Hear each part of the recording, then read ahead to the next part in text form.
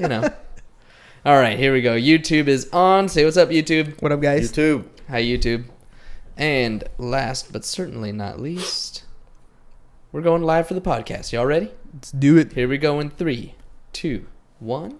Welcome to another episode of Business Bros. Yeah. I was a little early. You know what, dude? Don't even worry about it, because usually we Overzealous. Yeah, no. When we do the Zoom calls, like Oh my those God, are like worst. internet based, right? So there's a little lag. So I'll do that. Welcome to another episode of, and it's like business bros. I was able to tune in at the end. Yeah. We tuned it in. Bros. What up, ladies and gentlemen? Hernan here, host of the Business Bros podcast. Welcome to another episode on a Friday afternoon. Beautiful first day of summer. Here with my co-host, The insurance bro, James C.S. with Pipeline Insurance. a little distracted. He was typing some stuff. Sorry, I just threw it at you. It's all good. All right. Well, we're here today with you do the intro. Sorry, my bad. That's fine. It's fine. You know what? I am over here distracted trying to get all the Facebook stuff started, but it's cool. Welcome, everybody. It is a beautiful Friday afternoon. We are happy to be here again with you. And today,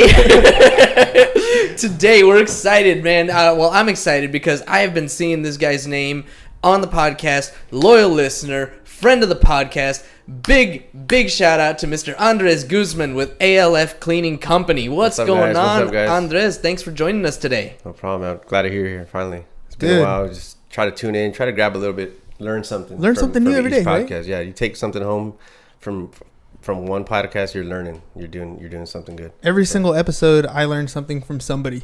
That's like one of the magic things I've enjoyed about this particular process. Like, dude, you're in business, you're out there talking to people every day, right? But when you really sit down with somebody for like 30 minutes and let them talk about, their story and hear out what's going on in their life, like you learn some stuff that you're like, dude, I went through that, or Absolutely. I should have tried that, or that's a great idea. I'm gonna try that thing. Exactly. Like that's what it's all about. Especially being a business. So I didn't mean to cut you off. No, You want to find those things that you're lacking or that you're missing out on. So I always try to find something I could do better, or a different idea, something, I don't know, make me a little bit more money. I don't know, something, everything. It's a trial and error game, dude. Absolutely. It's a trial and error game. Oh, forgot. Good thing I saw the camera. 365 pairs of shoes, ladies and gentlemen, before the end of the year. So if you have some new shoes, gently used shoes, cash you want to donate, James at csfirst.com or 619-884-0045, and he'll drive over there on his Harley and pick up those bad boys. All right, dude. So a little bit of history. I'm gonna have Andres tell his side of the story, but I've actually known Andres for, I want to say, since about 2007-ish, somewhere around 2006, 2007. So we got quite a little bit of history. So I'm gonna let him tell you, how it all came to be. What's your side of the story? Where did it come from? Well, there's a guy named Hernan Cias. He used to do my taxes when I didn't make no money. So he used to see all my W-2s, and it was probably one of the easiest customers you had. You're like, easy peasy. I'm done. I'm like, what? Yeah. Anyway, so I met him. He started doing my parents' taxes, all my family's taxes back in 2006, like he said, and did mine. And then my dad would always talk about this Hernan guy. I'm like, you should be more like Hernan. I'm like, what does that mean? Yeah, What does that mean? He's a sharp guy. You should hang out with him. And I was just like, what? I don't even know this guy. Who's this cat? I was busy too chasing things and trying to spend money rather than make money at that time. As young, I didn't know what I wanted. But now I finally realized what he was talking about. I saw you were in business. You had a game truck at the time. You were doing the CPA thing, and I think you were going to school. I'm not sure if you were. Yeah, going to well, school. I didn't do the CPA route. I got my degree in accounting. Okay. But that was, at the time, I was thinking about it. I was like, should I get my should I go and do the whole CPA route? I didn't, because I didn't want to dedicate that time. I didn't want to build that particular business, but that was definitely a thought at that time. Right. So, my dad just kept talking about this Hernan guy. I was like, man, all right. And then for a long time, I hadn't seen you. Yeah. Long time I didn't see him. Like, what happened to him? I just know that he started doing taxes. Well, how old are you? I'll be 38 this year. Yeah, we're about the same age. Yeah. So, like, you're talking about, like, partying up and doing fun stuff. Yeah. Dude, I ain't gonna lie. I was doing a lot of the same stuff. It's just where I was spending my daytime stuff was maybe a little bit different. Yeah. But, dude, we had our house, like, at 20. We'd, like, James, parties, like, Big parties. I mean, I don't think there was a day that we didn't have somebody at the house that we were hanging out with. Like, every I'll be single honest day. with you, the entire 4 years of that part of my life is a blur. Yeah. I forgot a big part. Like, gone. Look, when we worked, we did work, right? So when we did the work, we were like building the computer company at the time. We would go on these retreats to learn about, you know, real estate investing. We went and learned a little bit about, you know, corporates and entities and all these different things. So we did spend time learning, Right. but we were partying too, dude. Yeah, see, that's my problem. I was just partying. And There was no learning? There was no learning. I was learning how to party and party better.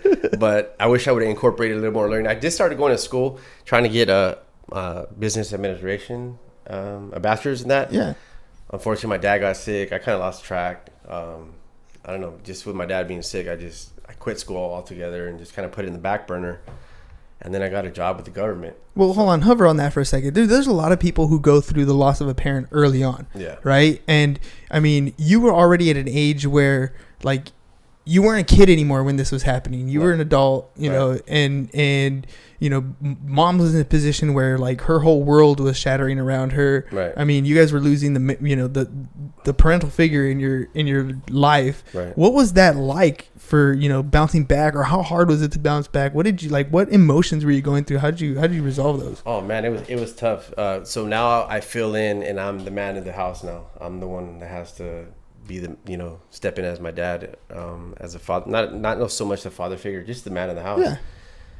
So, man, I'm an emotional wreck. I just looked up to my dad for everything. Not only was he my father, he was like my best friend. So losing him, it was hard to talk about my dad around my family and try to cope with it, just because I felt like I was in a breakdown, and I didn't want to let my You wanted to be the rock. Right. So if I felt like if they see me break down, then they're going to break down and they're going to become soft. I have to be the rock for them and be solid so that they see me like everything was okay. So they can carry on. Yeah. It was tough, man. People were telling me, "Oh, you got to do it this way, and you know, you got to get over it." That's one thing that I can tell people not to do when they lose somebody. Don't try to give them advice as far as getting over it. Let them take their time, because you're gonna be mad. I was losing friends because I was like, "Don't tell me how to deal with this. Just let everybody's gonna deal with it at their pace, and you just gotta let them." It's something that not everybody goes through. But once they do, they'll deal with it in their own way. Yeah. And that's it. That's actually almost everybody will have to go through that at some point. Absolutely. And it's just, as a friend or coworker or whatever, just that's my one thing that I So how does somebody, like, what would be a good thing for somebody to be around? Like, if that were to happen and I wanted to be helpful to somebody who's going through that, like, what's good advice to, like, be a good friend? Like, I don't, it's delicate, right? Because I want to be there and be like, you know, hey man, I'm there for you. Right. I got your back. You know, I'm sorry. Like, I would feel weird people telling me, like, I'm sorry. Like, what are you sorry about? Yeah. Like, you know what I mean? Like, but I don't know. I haven't gone through that. You know what I mean? It's tough. Just be there for him. Just say, hey man, you want to go, you know, for a ride, or want to just try to keep occupied their mind. And sometimes if you try to push them too much, they tend to fall back too. Mm-hmm. That's my only advice too. Is just let them do let them handle it how they're going to handle it. That's about it.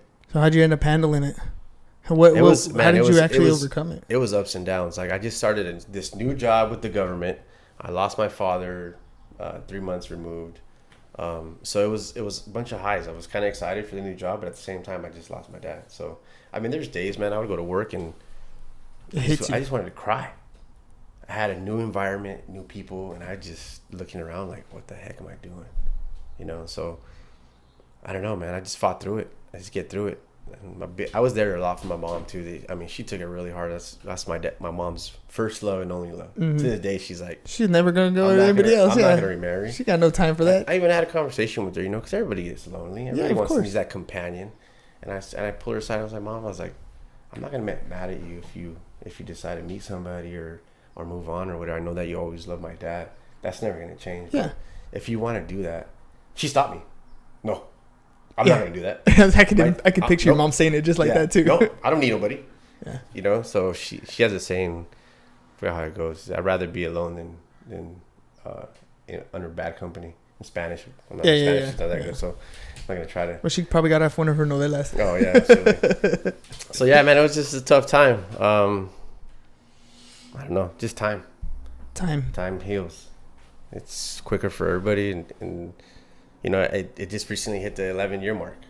No, actually, this August will be 11 years. So last year was 10 years, and it's just 11 years down the road, dude. You've gone through the ups and downs. You've gone through the struggles, and now you're a father. Yeah. Like, how does that affect you today? Like, how? I mean, you were out having fun, doing all this other stuff, but now you're a father. Now you're not now you have a little baby in front of you that now you get to shape that person. Like, right. what's how's that past affecting how you're becoming a father now? It's an amazing thing, man. When my little girl was born, I was just in shock. I was like, wow, I'm a dad now. And something clicked. I needed to start moving. I needed that grind just started. The gears started moving. I was already trying to grind and get the business going. And then I just remember all the things my dad used to tell me, like, son, you're going to remember, I told you this when you have kids. And there's these little things, because I'm a stepfather to 2 boys as well. What's up, Luca? What's up, Diego? They're watching, I think, with my wife, too. So I just want to say hi real quick. But, yeah, the things that you try to instill in them, or that he tried to instill in me, now I'm carrying on to them. It's crazy, dude. It's just like things go in full circle. Yeah. Yeah. It's my daughter, too. It's a little bit different because she's a girl. But same thing. I mean, you're going to want to teach them morals, the do's and the don'ts, and how to be a good person. All right, dude. So when my daughter was born, like, pregnancy, it was cool. I was there for her, and I was having a baby. Great. Baby was born. I was like, oh, cool. Look, a baby, whatever. It's not until like the first time we were feeding her, and I'm sitting there, and she was drinking out of the bottle, and then she like looked at me, and like we made eye contact, and like my heart melted, dude. I was like, that's, to me, when you said the click, like something clicked, that was my click moment. At that point, I realized, like, damn, I'm gonna do anything for you. Yeah. Same thing. I was in the hospital. My wife had just fell asleep, and I was holding her in my arms, and then she just kind of opened her eyes and just locked. Yeah. Just locked. Yeah. And ever since, it's just been, I don't know, it's just been crazy, man. A quick little story, too. So we're having this little gender reveal, and I'm a big fisherman. So my buddy let me borrow his boat, and my wife got the smoke thing. And we're cruising down the thing. She lights it. Sparks. It was like a almost a bad situation. I almost killed a kayaker because I'm looking back at the smoke. I'm just hearing like, hey. Sparks are flying on my wife because the wind's just like the boys are holding it up. The sparks are just burning her in the face. And then the kayak guy, and then I'm not sure what the last one. Oh, then my boy Diego sits down, and my buddy left hooks, so he gets hooked in the butt. So I'm like trying to take the hook out of his butt while my wife's things, and then finally the pink smoke comes, and I was like, oh man, pink smoke in the midst of everything. Wow. Slightly disappointed because as a guy, I think you first one you want to have of course. A boy. I think it's out of the way to keep hitting it. You want to have a boy, but now that I have a little girl, I would not change it for the world, man. It's just amazing. Dude, daddy's little girl. How old is she now? She just turned 8 months. Yeah. So my wife's already, hey, we got to plan the 1-year-old party, this and that. And I'm like, where's this time going? Yeah. I remember just yesterday she was born. Now we're already talking about 8 months and planning a birthday party. I remember when my daughter was really little, like I sat back in the recliner, and like she would fall asleep just on my chest, like a little thing. Yeah. Like breathing, heart beating, like just on your chest. Yeah. Now, dude, she's a freaking giant, dude. She's 10 years old. Like, well, I have an 8-month-old. She's a giant. She's a monster, bro. She's like a little chunker. She's thick, but it's awesome. All right, so all this stuff, like now it's pushing you to like really get your grind on, right? Yeah. So tell me a little bit about your company. Well, I'm branching off. I first started my company were A&M cleaning services. I had a partner, and it just didn't click. As a business owner, there's pros and cons. You have to grind, you have to work, and the pros are you get to write stuff off, you get to buy cool stuff. But my partner was into the pros first. He didn't understand that we need to grind. We need to grind, and then later will come all the good pros, and you get to buy a trailer and write it off and put it under for all these tax write-offs and pay for your own gas and all this stuff. He was trying to do that at the beginning. He wasn't grinding, getting the business aspect, and I was losing more jobs than I was getting jobs. So I was just like, hey man, we'll keep the name. You can go your way, I'll go my way, and then I'm here now. So I come to the. How was the breakup? It was cool. It was cool. It was mutually like okay, yeah. We're good. Yeah, initially it was a little rough. Mm-hmm. I mean, but we kept it cool because. What'd you learn from that first experience as far as like structuring, talking things out with your partner? Yeah, when you're gonna go into a partnership, you need to go in things like with an agreement, and you put it on paper, and so that you have something there, and just you have to always go back to him like, hey man, remember we agreed to this, or make sure that your partner's on the same page as you. That's real important, so that you guys are in sync. You guys know, okay, this is our goal. This is how we get it. Okay, what's our next goal? Let's get there, and then just accomplish it, and keep going. Yeah. So that's what my new partner. We're already steamrolling. So things are going good. So you actually sat down and talked about when we get income, when we get expenses. This is how we do it. There's still little things here and there that we got to work out. But I mean, actually to open a bank account, they had to have us have an agreement. So we had to literally have a paper agreement. We both had to sign, and we got that going. But there's a lot of little gray areas that we still have to work out. So now I opened up ALF, cleaning company, stands for always looking fresh. Dude, I like that. Since I'm cleaning, if I can clean your office, I want it to look nice and fresh. As soon as you walk in, you're like, damn, this looks good. Well, yeah, it's something you're proud to walk into. Absolutely. So we're actually gonna start July 1st. We got our business license. We're insured. We're bonded. We're still in the works of a website, and haven't got an Instagram or anything like that yet. But we're good to go. I have some prospect clients that I'm bringing over from the old company, so that's easy. And then we're ready to start rolling. Isn't it funny how like you get when you wipe the slate clean, it's almost like I don't know how I compare, like a brand new pair of shoes. Like you've already had shoes, you know how to walk, you've been doing it, but now you get to put on these fresh kicks. Like now you get to sport something new, and you get that jump back, and you get right that step back. Yeah. Like you're like, okay, now I'm gonna go. Did you guys agree when you split about like what's up with the existing clientele? Like which ones you can have? Which it was ones just, hey man, you bring in your clients, I bring in mine. And that's just the way it was. You find your work, I'll find my work, and you keep the name, we keep the insurance. We split everything else down, the cost and everything else down the middle, and we just did it that way. He wanted to work as much as he wanted to, and I grinded as much as I wanted to, or I could. And that was the thing for me. I just got burnt out. This is my second job, so I already have a day job. I come home, I go clean the gym, or I go clean the bank or the other office that I have, and I just get home and I'm just like tired. And mind you, I have a newborn. Yeah. So I get home, she's crying. I gotta feed her. I gotta help the wife. And I'm like, dude, this sucks. I need to figure something out. So that's why I was like, well, let's start something new. We'll hire people instead of me doing all the work. And then I can just manage. Sit back, have the plan, and just let it go. Let it flow. So how's that setup gone so far? Because I'm gonna give you a little heads up on my experience when bringing on employees. They're the worst part of a business. I've experienced it. It's tough. And then they complain, well, I need more work. And initially, it's tough. I'm starting off and trying to get work from, and I couldn't get them a whole 40 hours. Mm-hmm. So I was starting to lose employees. Yeah. They were going to other places where they can get consistency. Get the full work, yeah. Right? And I couldn't blame them. Yeah. So then that was a tough time for me. And that's when I just started saying, you know what? I'll just do it. And plus, some of the jobs that I was doing, I sent my ladies out, and I was getting complaints. Hey, did you guys even clean this? Mm-hmm. What do you mean? So I got on the phone call with my partner. Hey, man, what happened? Yeah, we cleaned it.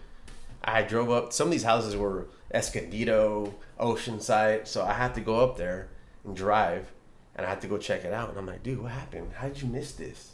You have to be a little more detailed in your work, especially cleaning. You walk in, it's like these windows are all smudged. Like, dude, did you not see that? What are you doing? I actually have some experience in a cleaning. I built a cleaning company kind of on accident. I was working at H&R Block at the time, mm-hmm. and I started managing the offices. And so I sat in a meeting, and one of the things that we needed was somebody to come in and clean the offices, right? And so my job was to find somebody to do that. And I was looking at different companies. I was looking at, you know, the prices, and I knew what our budget was, and I knew what, you know, that sort of stuff was, and I couldn't find anybody coming at that price. So I was like, man, what am I gonna do? So I reached out, and my mother-in-law, she was like, I need a job. I need something to do. I was like, well, you used to do hotels. Do you want to clean offices? She's like, yeah, I'll do that. So I went, I started this, you know, I did the incorporating, bonded, insurance, all that stuff, and gave my company the job. Right. And so that's how it started off. And it did really well. She would come in, and after hours at the office, clean all the offices. Then all of a sudden we got, that opened up a referral to cleaning vacation homes in Mission Beach, like the vacation rentals. Right.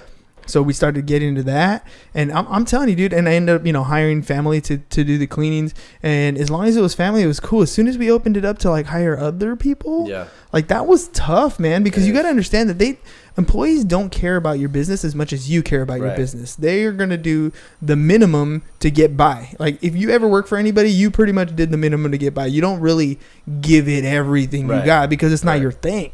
Right. But one of the things when you're talking about making sure that everything gets done, one of my suggestions for you is to come up with a checklist.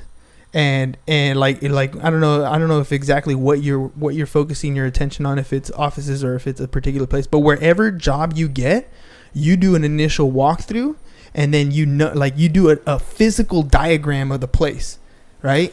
And that physical diagram of the place has a checklist with it. Right. And so, and every time they do a cleaning, that person who does the job has to check off, like physically check each section that you want them cleaned and sign off. Yeah, that's a good idea. And then that way there's an accountability factor. Like when you do the work order for that job, that's the invoice. It's like here's your job. You're gonna do the bank, right? And so here's the layout of the bank. Here are all the things that I expect to be cleaned, and this is the order that you do them in. Right. And then they sign off on all that work. That way, if they get a call, now it's like, hey, dude, you signed off that you did this. And you missed the bathroom. And you didn't do it. Yeah. Right. Now it's an account. Now they know, like, I have to get all this done. Right. And it's like check. Because you have to make it as easy as possible, like as simple. That's a system in place, and that's something you do as an initial walkthrough. When you come with a client, you're like, look, this is what we do. We create and as you're talking to the client, they're gonna tell you specifically what they want cleaned, right? Because you might look around and you're like, okay, these tops, these windows, but they don't, that's not what's important to them. To them, maybe what's important is get the staples out of the carpet, right? Whatever those types of things are. So it's a needs analysis for you to understand what the client wants, because if you're doing exactly what the client wants, you're never going to get a complaint because it's on the checklist. Right. You know what I mean? Yeah. So that was like, when you were talking about that was like the first thing that popped in my head. I had that problem too. Yeah. I knew exactly. And dude, we'd be in the middle of whatever, family time, blah, blah, blah, and boom, the phone rings, and there we go, off to Mission Beach, I don't know, because we didn't replace a towel or and you something have to do dumb. It. You have to keep the customer happy and at whatever it costs. Yeah. Then you lose one, and then the word of mouth, it's like a wildfire. It's a domino effect. Yeah. It's crazy. And that's another thing I had. I had two workers, and they wanted to be queen bee. Mm-hmm. So one didn't want to take orders from the other, and I'm like, well, can you guys work together? Yeah. And they, no. That's the other thing is remember that when you're in business, anything that goes wrong is your fault, right? So it's your fault because you didn't set that hierarchy. Right. You didn't put, in this building, you're in charge of the checklist. You're in charge of what goes on. In this job, you're in charge of the building. You're in charge of what goes on. Like, you have to set those titles ahead of time and not expect them to figure it out. Yeah. Because if you expect your employees to figure it out, they're never going to do it, and they're always going to mess it up for you. Right. So, like, those are, like, when it comes to an employee, you have to have a very strict system in place. Like, everything they do from the moment they clock in to the moment they clock out, and there has to be some sort of set thing in place.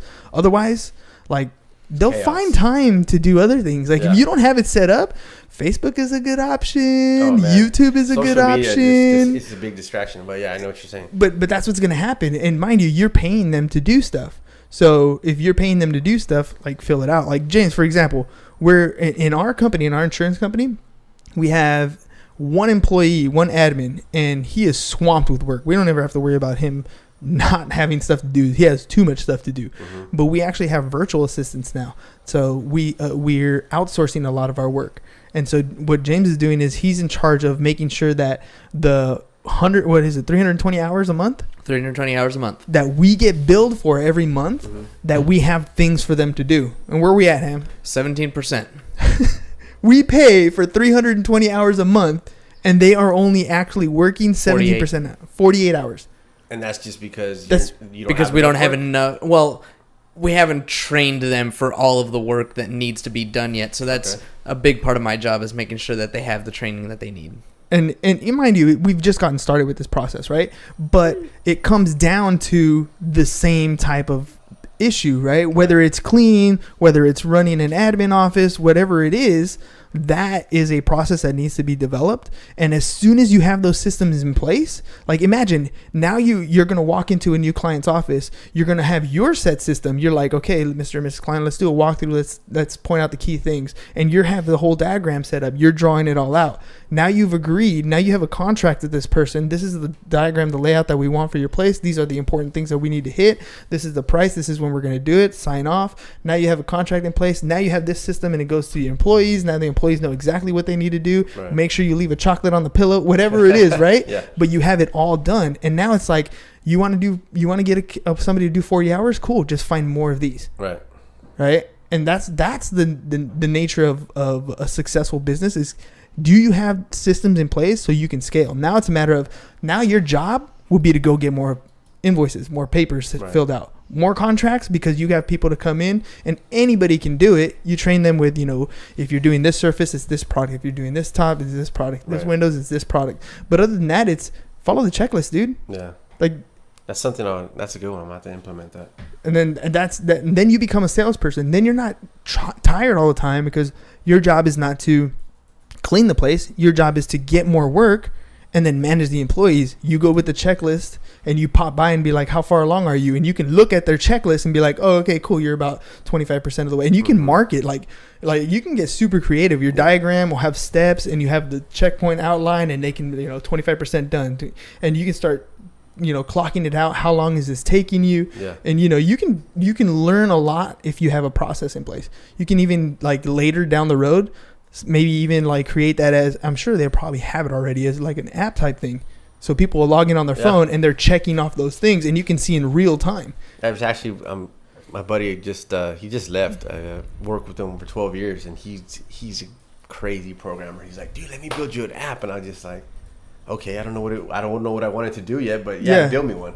That's great. They're going to have their own checklist and they're just like, okay, for each location, they'll have a checklist and it's paperless. Yeah. It's right on their phone. Boom. You can build it right I mean, now. And you can, I'm like, my mind goes crazy with stuff like this, right? So, I mean, imagine you have a digital, right? You're sitting with a client and you're like, look, we currently have this many jobs. This job is, 25% of the way complete as of right now, right? And when the job is complete, you get an alert and it's an invoice for you to pay because the job is done.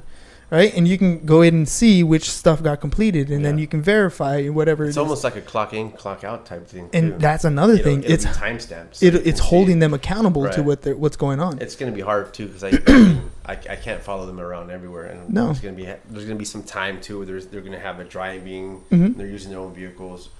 So they'll clock in for that and use that driving time, and they'll put that on their timesheet as well. Yeah, all those different things. But again, these are. I mean, right now you start on paper, right? And you work out the kinks, and then now the programmer has something that he can build that works, and then you build that in later as you go. But your job is to work yourself out of a job. You need to replace yourself, and the way you replace yourself is by building a system, a checklist that somebody can follow. Yeah, I remember you telling me too. You're like, dude. The last time you did my sister's taxes, I told you, I was like, yeah, I'm doing all the work. You're like, dude, you need to stop doing that. And I just didn't understand why. And I was so far into making sure all these details were getting done because my partner had missed them. So I didn't want to make sure I was losing more jobs. I wanted to gain more work. Yeah. On the opposite side. So there was a trust issue there. There was a trust factor. Did I hire somebody and are they going to do the good enough job like I would? I would walk in and first thing you see, my main customer now is real estate homes. They buy and flip homes. So everything changes. This wall will be here today. Guess what? Tomorrow is gone. And the whole kitchen's totally different. So it's hard to have like a checklist for those type of homes because they're all different. But I mean, but again, those are different types of jobs, right? So this is a construction clean, right? So a construction clean has this sort of checklist, right? I mean, everything is a little bit different. It's still gonna have a checklist too, because you can't start on the floors before you do the windows or your countertops. Right. There's still a process, correct? And so that's really what it comes down to is that sort of accountability. And even then, you're still gonna do a walkthrough with the client, right? The client's gonna be like, here's the place, you know, it'll be available on this time, blah blah blah, right? This is when I want you to clean it. Exactly. So, I mean, that's a huge, you know, having a process is huge in any business. I think that'll be super beneficial. And that was my experience. And I'm going to say, dude, that was one of my most successful businesses, but the one that I actually walked away from. Like, I built it as a favor, right? And it was doing really well. And I wanted nothing. I didn't want the phone calls and all that stuff. So I ended up handing it over to one of the family, the people that we hired. I was like, look, you want a job? This is your baby now. All yours. Here you go. Have it. Run with it. Yeah. And so, you know, it didn't end up lasting long after I walked away. But that's the point, is like I learned those things, at least those things, to get me started in that industry. And I figure, you know, maybe it'll help you. Yeah, absolutely. Those things. If you can see, I took notes. Yeah, I'm physically taking notes. I mean, even today on the own show that I'm here, I'm trying to learn some things. You know, it's hard. You know, I trying to get a business background, going to school, not finishing. I didn't get everything, all the know-hows, all the need to knows. I'm just learning. I'm as on the fly. But you know what though? I'm like, same. Oh dang. Yeah, but both of you have something that's super valuable and important, is you have that work ethic. Like, you actually want to grind and you want to do the work. The only difference is, what work are you doing and what work are you going to continue to do? Where do you want to be? Right? You want to have a business. You don't want to have a job. And right now, all you've ever known was a job. Right. You've never had anything other than a job. So the only way you know to run a business is the way you've run a job. And it's completely different. You can do it that way, and trust me, that you can make a lot of money. You'll bust your ass and you'll be tired. That's the cool part, right? All the money comes back to me, so I don't have to pay out. I just divvy up, buy more supplies, put some gas in my tank, and I'm going to a new It sounds good when everything is positive.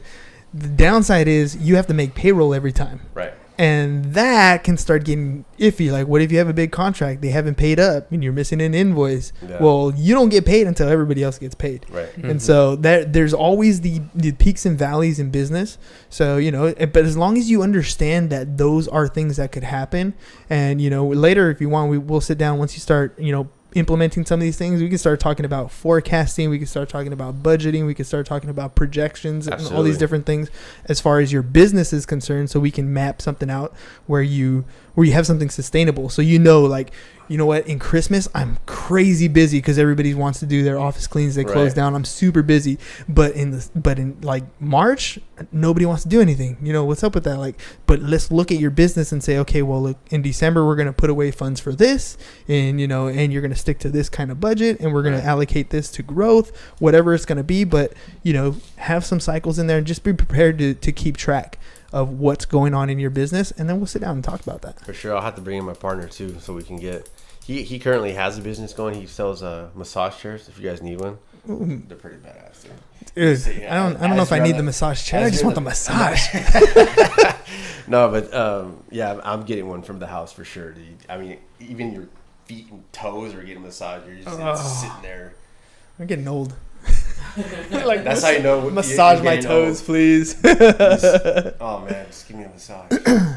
All right, dude. No, you're getting old when you're putting your feet in Epsom salt. That's what it is. Yeah. Yeah, well, but that feels good, though. Yeah, you did that too. You're old.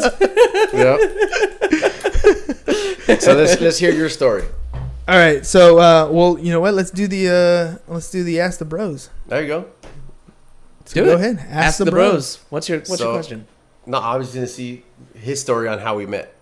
Oh, on how we met. Yeah. So I was working at H&R Block, and your pops came in and sat down and did his return. And the one thing I learned that was different from anything I had ever done was, when we sit down and talk about taxes, we first sit down and talk about you, the client. And so that was my first glimpse into understanding who the person is in front of me. And as I listen to their story, I get to advise on how their story has tax consequences or not, right? And so I think the reason why I connected with your dad was because I sat down and listened to whatever he had to say, right? I got to hear his story about his kids, about, buying the house, paying off the house. I got to hear the story about, trying to get his kids to do something positive in their life, and how one daughter's going over here, my son's doing this.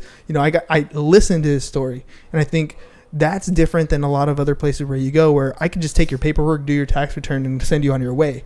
Yeah. But the fact that we were able to open up, that's when we connected. When he came back the next year, he specifically requested to talk to me. Right. And I remember who he was, right? And so we sit down and we talk. He probably whispered in your ear, "Hey, do you want to make money? Just do it on the side." It's exactly what he told me. Well, because my intention when I went to Block was to get my license and then go off and build something. And the only reason I stayed was because somebody gave me the advice of, dude, you should stay here, do returns with us, and then if you make mistakes, it's under the H&R Block umbrella. So no big deal, it's their responsibility. Then you can go off and do your own. So when I met with your dad the second year, I was like, hey, I'm going to be leaving probably. And he's like, dude, wherever you go, here's my number. Call me. Yeah. Like, I don't want to come back. I want to come to you. I don't want to come to, it's not about the brand. I was like, all right, cool. So I was hesitant because I was like, I felt like that was wrong. But he reached out to me after he called me. That's where you caught him. You caught him. Your personality just. Yeah. You got him. And then after that, it was just a matter of getting. Now we knew each other, right? Now we had a rapport, and it was like, and he would always tell me, my son's your age, like. You need to tell him to do something. I was like, I don't know your son. Like, and mind you, this is early on, so like maybe I found you like on MySpace or something, like, right? I didn't. But I didn't know you, and so I was like, you know what? I mean, I would tell him, I'm here. Here's my number. Have him call me. Like, we can talk about anything he wants to do. He's like, but he doesn't want to do any of this stuff. Like, he doesn't care to do it yet. And so, and it's crazy. I mean, growing up, I took business classes in high school. I knew I wanted to have a business. I just didn't know what. Yeah. Like, I wanted to get in something that obviously you're going to make money. Who wants to fail at opening a business and then bankruptcy, or you're not making, what's the point? I just didn't have that niche. So when I finally met my wife, I met, my partner, my business partner, and he's like, dude, let's open up a cleaning business. I'm like, what? Yeah. Okay. I was like, dude, I like to clean. I could totally do this. My house, I'm like, having kids, dude, is crazy, bro. I like clean the house, and I'm like, oh, no, don't. You just gotta. Doesn't matter how many times, dude. No matter what, you got kids in the house. You clean it. 10 minutes later, it's trashed. Yeah, so I'm learning how to deal with that, but and then here I am now, opening up the second part of the chapter, and now I'm ready to just. Don't even worry about second part of the chapter. How many times? What are we on pipeline? Like 3.0 or something like that? I think 3.0 or 4.0. I think we're on 3 or 4.0. Like we've revamped every time. Like we've been in insurance. Yeah. But like we try something and we're like, that worked okay, but we didn't like this, and this. Do it again. And so we'll basically what it is for us is we reset our contract with our agents. We're like, we're gonna try this approach a little better. And so we'll try this approach. If we're talking contracts, then we're probably on version 4. Yeah, something like that. So, and it's just a matter of how do we bring on an agent and try to make them as successful as possible, right? That's always our goal. Like, how does that work? What's the best way to bring them the most value? And so, we're in version 4.0, and who knows, they might, we probably will change something again sometime in the future. But for sure, it doesn't matter how many times you do it, as long as you're always fixing something and you take what works, you keep what works, and you look at what didn't work and you adjust those things. And nobody has all the answers. I can give you advice on things, and people are going to give you advice on stuff that they've experienced, but ultimately you got to go out and figure out what's the best thing for your customer. Like, if you're always chasing the dollar, you're gonna burn out. But if you're trying to build a name for yourself, like legacy, like you're trying to be like, when they think of cleaning, when they think of good service, they think of me. Right. That's how you're gonna kick some ass. Yeah, it's always good to get those emails and those phone calls. Hey man, I just want to let you know you're doing an awesome job, and I'll forward them to my wife. Yeah, it's you get that good feeling. Hell yeah! Look, my hard work is appreciated. Oh, and it makes you want to grind harder. Yeah, 100%. That he'll call somebody, hey man, you need somebody to clean it. It's just that I've had that word of mouth business, and I just hadn't been able to have time to move forward because I had a newborn. I had my other 7 to 3 job, and it's just hard to get everything going. You've heard us say it on the show, like the people who've been in their business for 10, 20, 25 years, whatever, they only get referral business. Yeah. Because they've created that culture in their company where they do quality work to provide that value for their customers, and that's all they get. Right. So you don't even need to market anymore. Not anymore, but you do at the beginning. Right. And that's where you're at. You're at the beginning. At the beginning. So you gotta wow your customer, and then those customers will always send you more stuff. All right, ladies and gents, I want you to look, Andres, this is going to be your camera, your phone right here. Tell people how to get a hold of you, and you can point to your banner, too, if you want. It's right there somewhere. Yeah, right there somewhere. It's alf.cleaningcompany@gmail.com, or you can call me directly on my cell phone, 619-518-1839. If you need something clean, we'll clean it. Offices, even real estate. Real estate is my main focus. Just your real estate office where you work. You don't want somebody a potential buyer to come in and your office is a disaster. That might deter them from even using you as a. Heck yeah, for sure. You don't want it to smell. Yeah. Walk in and walk smells out. Pretty bad too. But anything. I mean, parties, after parties, anything you need clean, we'll go to you. Perfect. I hope so, because virtual cleanings. No, I'm just playing. That's not gonna work. All right. Lastly, who do you think would be a good guest to be on the podcast? My cousin Chris Gallegos. He's in escrow. He's an escrow company. I'm sure maybe a bunch of your clientele or people you work with might know him. Sweet. By the way, Chris, it's your birthday. Happy birthday! I didn't forget. I haven't texted you yet, but there it is. Boom! Happy birthday, Chris. Dude, isn't the happy birthday, Chris? I always say this, dude. The happy birthday song is the most depressing song. Wait, hang on. Was that Chris Fitz? Human history. No, it's Chris Gallegos. Oh, Gallegos. Yeah. Gallegos. So the birthday song is the most depressing. The person who you're singing it to doesn't want to hear it. The people who are singing it never want to sing it. Yeah. And yet it happens every time. I used to hate my birthday. Because of the happy birthday song. No, not because. Yeah, I don't know. It was like, for me, it was like a time to reflect. Right, so it's another year. Damn, what did I do? I didn't do anything. I haven't done nothing. I said I was gonna do this. I'm already 37 years old and I haven't done anything. Well, the good thing is you can start today. No, it's cool. I don't have that problem anymore. Oh, okay. Now I like my birthdays. I had the problem. Now I like my birthdays. I look forward to it now. It's pretty cool. All right, so before we leave, shout outs to Rosalinda, Jessica, Cynthia. Yep, those are my sisters right there. My mom's, all my right. wife Bianca. Because I know they're going to say hi. You're going to show it to them. So. And they're going to get mad at me when I didn't say their name. It's all right. I got you. I got you. See, we gave them a shout out. All right, ladies and gents. Dude, thanks for coming out. Hey, thanks for having me, man. I've learned so much in these few minutes here. I'm glad. Apply that to our business coming up, and hopefully we'll be chatting soon. And we got how much I've been growing. Yeah, we got a lot of agents, and I know that houses need to be clean. Yeah. We got clients that pre-staging. Once you buy the home, you want your client to have a nice, clean home too. So hit them up. Let me know. We'll be there for you. That's all we got for you guys today. 365 pairs of shoes, actually, before I go. 365 pairs of shoes, new, used, or cash donations. James at csfirst.com, 619-884-0045. Or if you need insurance, whether it's commercial, general liability, life, health, auto, home, whatever it is, or you want to add insurance into your particular business. Maybe you're a tax office. Maybe you're an insurance. I said insurance again. Maybe you're a mortgage office. Whatever it is. Maybe you are an insurance office and you're just not, you need more appointments. You need to hit us up. 619-884-0045 or James at csfirst.com. That's all we got for you guys today. Peace. Bye-bye. And I'm out. We love you, Facebook. Peace out, Facebook. Got a warm it here. Boom.